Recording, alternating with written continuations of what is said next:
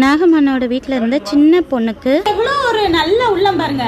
நம்மளை அப்படி வேலை வாங்கினா நம்ம என்ன நினைப்போம்? ஏற்கனவே நம்மளை அடிமையாக்கி வேலையாக வாங்கிட்டு இருக்காங்க. இவங்களுக்கு ஒரு நல்லதா சொல்லணும் அப்படின்னு நினைப்போம். ஆனா அந்த பொண்ணுக்கு என்னது, ஒரு நல்ல மனசு. சரி பரவாயில்ல இவங்களுக்கு சொல்லுவோம் அப்படின்னு சொல்லிட்டு உடனே அவங்க ஒய்ஃபு போய் நாகம்மாட்ட சொல்றாங்க, இந்த மாதிரி அந்த ஒரு சின்ன பொண்ணு சொல்றா அப்படின்னு சொல்லிட்டு. அதே போல நாகம்மானுக்கும் ரொம்ப நல்ல உள்ளம். இப்போ ஒரு சின்ன பிள்ளை சொல்றதை யாராவது கேட்பாங்க, நம்ம வீட்லயே சொன்னோம்னா என்ன நினைப்பாங்க? ஆமா இது சின்ன பிள்ளை, 10 வயசு பிள்ளை சொல்ற அட்வைஸையா கேட்பாங்க அப்படின்னு தானே மோஸ்ட்லி சொல்லுவாங்க. ஆனா அவரு என்ன செய்யறாரு, சின்ன பிள்ளை சொன்னாலும் நம்புறாரு.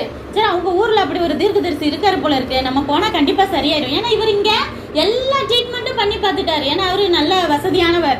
ஆனா எதுலையுமே சரியாகவே இல்லை. அதனால அவருக்கு நம்பிக்கையே போயிடுச்சு. ஒருவேளை அவங்க ஊர்ல அப்படி போனா சரியாயிடுமோ அப்படின்னு சொல்லிட்டு அவர் நினைச்சு என்ன செய்யறாரு, இப்ப போய் ராஜாட்ட பெர்மிஷன் கேட்டு தானே போக முடியும், அவர் கீழே இருக்கிறதுனால.